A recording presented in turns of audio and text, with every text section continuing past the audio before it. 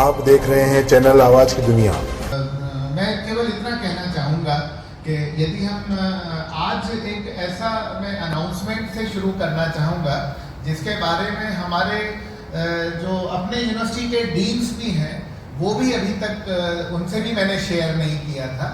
एक अच्छी खुशखबरी है जो मैंने सोचा था कि मैं पत्रकार मित्र आएंगे तो उनके सामने ही यूनिवर्सिटी की एक अच्छी खबर सभी से शेयर करूंगा और आपके एप्रिसिएशन भी चाहूँगा कि मेरे मार्गदर्शन में पिछले 4 वर्षों में इसी महीने में अपने 4 वर्ष पूरे करने जा रहा हूँ। 31 अगस्त को मेरे कार्यकाल के पहले कार्यकाल के 3 साल और इस कार्यकाल का 1 साल पूरा हो जाएगा।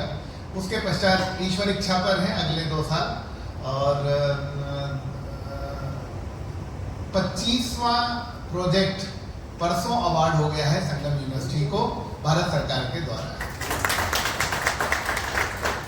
जिसके बारे में मैंने केवल हमारे प्रोवीसी और रजिस्ट्रार साहब इनको सूचित किया था और जिन हमारे प्रिंसिपल इन्वेस्टिगेटर हैं डॉक्टर लोकेश त्रिपाठी उनको पता ही था और हम लोगों के प्रयासों से Indian council of social science research के द्वारा ये प्रोजेक्ट हमें अवार्ड हुआ है, जिसके तहत हम इसी माह के अंत में एक 2 दिवसीय नेशनल कॉन्फ्रेंस आयोजित करने जा रहे हैं। और एक्चुअली क्या होता है कि इसका महत्व इसलिए 2 कारणों से बढ़ जाता है। एक तो ये कि संगम यूनिवर्सिटी को मिला हुआ ये सिल्वर जुबली प्रोजेक्ट है, 25वां प्रोजेक्ट है। दूसरी जो बात है वो ये है कि अभी हम सभी ने देखा है भारत पाकिस्तान के बिगड़ते हुए तनावपूर्ण रिश्ते और ऑपरेशन सिंदूर हुआ, तो उस कॉन्टेक्स्ट में ही हमने एक प्रोजेक्ट बना करके भेजा था कि application of drone technology in national security. अब ये टॉपिक इतना अपील किया वहाँ सेंट्रल एजेंसीज को कि उन्होंने तत्काल ही हमको ये प्रोजेक्ट स्वीकृत किया है। और इसी प्रकार से 1-2 और अनुदान के जो प्रस्ताव हैं वो गवर्नमेंट के पास में पेंडिंग है और जिन पर भी मुझे ऐसी आशा है कि इसी महीने तक उनका भी नतीजा आ जाएगा, तो वो सूचना हम आपसे अलग से शेयर करेंगे। तो दिया ही है, लेकिन ये बड़े गौरव का क्षण था मेरे व्यक्तिगत लिए भी और संगम यूनिवर्सिटी के लिए भी और हमारे अपने भीलवाड़ा के लिए भी कि जब 17 जुलाई को IIT बॉम्बे के प्लेटफॉर्म पर संगम विश्वविद्यालय को देश के उभरते विश्वविद्यालयों में शामिल किया गया था। और इसीलिए हमने जो आज के आपको प्रेस नोट दिया है उसमें उसी चीज़ का हवाला दिया है।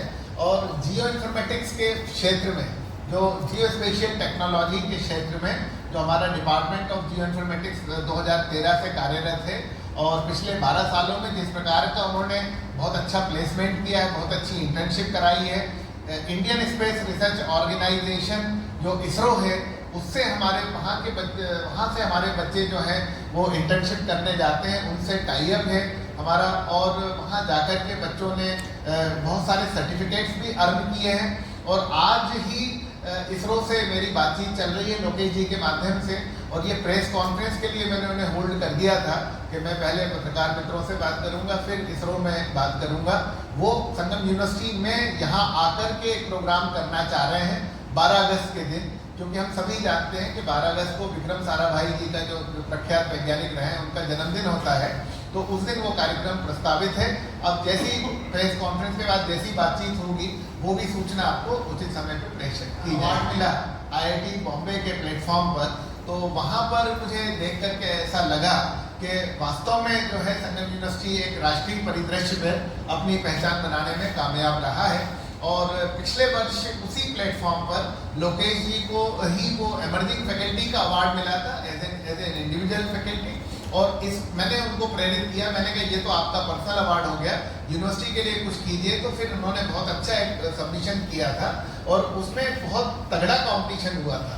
मैं तो आपको प्रेस नोट में तो नहीं लिखा लेकिन बता सकता हूँ कि वनस्थली विद्यापीठ भी उस दौड़ में थे, सुरेश ज्ञान विहार भी उस दौड़ में थे, लेकिन हमारा सौभाग्य रहा और हमारे एक अच्छे परिश्रम रहा कि संगम यूनिवर्सिटी को एकमात्र यूनिवर्सिटी है राजस्थान से जिसको इसमें चुना गया। और बहुत सारे सेंट्रल यूनिवर्सिटीज़ के वहाँ थे, IITs के वहाँ थे और बहुत सारे जियो साइंटिस्ट थे, देश के 150 करीब जियो साइंटिस्ट थे। उस प्लेटफॉर्म पे मैं पता नहीं कैसे ईश्वर ने मुझे ऐसी प्रेरणा दी कि मैं ये एक और वो कराया घोषणा के संगम यूनिवर्सिटी अगले साल फिर किसी न किसी कैटेगरी में अवार्ड लेने के लिए आएगा, क्योंकि उसमें 22 कैटेगरीज होती हैं। तो अभी हमने 2 कैटेगरी में अवार्ड लिया है, तो मैंने लोकेश को प्रेरणा दी है कि आप फिर लग जाइए और अगले कैटेगरी की तैयारी कीजिए। एक कैटेगरी में अवार्ड मिलने के बाद 3 साल तक आप उसमें पुनः आवेदन नहीं कर सकते। इसके अलावा एक हमारे जो विद्यार्थी हैं जो यहाँ पढ़ने आ रहे हैं, इनका जिस प्रकार से हम होलिस्टिक डेवलपमेंट कर रहे हैं, जिस प्रकार से इनके कॉन्फिडेंस और मनोबल को बढ़ा रहे हैं, क्योंकि जब मैंने ज्वाइन किया था तब मैंने ये नोट किया कि हमारे संगम के विद्यार्थी जो हैं उनको हम बाहर भेजने में संकोच करते हैं, और हमने फिर बहुत सारे राष्ट्रीय और अंतर्राष्ट्रीय प्रतियोगिताओं में उनको पार्टिसिपेट करवाया। अंतर्राष्ट्रीय में तो ऑनलाइन करवाया, पर राष्ट्रीय स्तर की बहुत इवेंट्स में हमने पार्टिसिपेट कराया। धीरे धीरे पार्टिसिपेट करते करते उन्होंने राष्ट्रीय स्तर पर पुरस्कार जीतना शुरू किए, और इसी का परिणाम है कि इसी वर्ष जो है कोयम्बटूर में अखिल भारतीय एक स्टार्टअप हैकाथन कंपटीशन हुआ था, बिजनेस मैनेजमेंट गेम्स कंपटीशन हुआ था, जिसमें पूरे देश की 450 टीमों ने पार्टिसिपेट किया था। हम जोनल राउंड में भोपाल के विनर रहे थे, और नेशनल राउंड में जो कोयम्बटूर में हुआ था वहाँ मैंने संगम की 3 टीमें भेजी थी।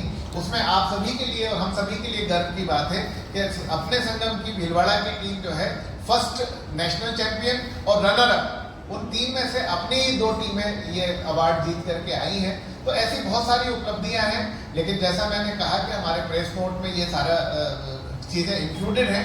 कुछ जो इम्पोर्टेंट हाइलाइट्स थे वो मैं आपके साथ शेयर करना चाह रहा था। इस वर्ष प्लेसमेंट में बड़ा अच्छा काम हुआ है कि टाटा कंसल्टेंसी सर्विसेज जो TCS है, टाटा जो है पहली बार इस तरफ आकर के और उन्होंने इस अंचल में बच्चों को लिया। और हमारे करीब अनुराग बैठे हैं यहाँ, कितने बच्चे हुए हैं TCS में?